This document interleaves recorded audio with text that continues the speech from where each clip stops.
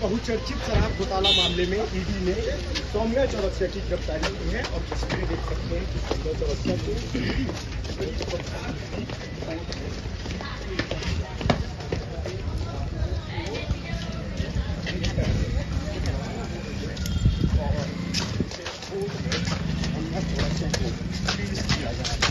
काफी गंभीर आरोप लगे हैं।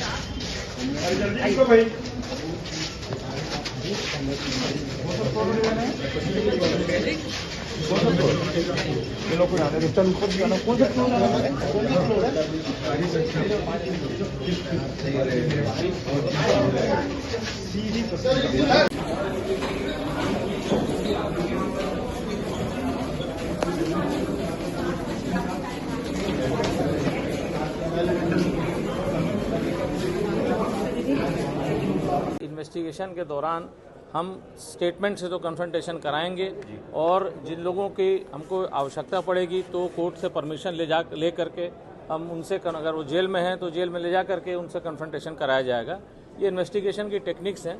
सबसे पहले तो जो स्टेटमेंट्स उनके खिलाफ दिए गए हैं, पहले उस संदर्भ में इनसे पूछा जाएगा कि इनका ऐसा कहना है और ऐसे एविडेंसेस हमारे पास हैं, तो आपका उसमें क्या स्पष्टीकरण है। सेक्शन 50 एक ऐसा प्रावधान है मनी लॉन्ड्रिंग एक्ट का जो कि अपनी सत्यता बताने का एक मौका देता है। जिस व्यक्ति को हमने बुलाया है ये सोचते हुए कि जो पैसा इसने कमाया प्रोसीड्स ऑफ क्राइम है, यदि उसमें उत्तर समुचित मिल जाता है, समाधान हो जाता है कि जो पैसा कमाया गया है वो प्रोसीड्स ऑफ क्राइम नहीं है, तो फिर उस व्यक्ति के ऊपर ज़्यादा आगे मनी लॉन्ड्रिंग कार्रवाई ड्रॉप कर दी जाती है।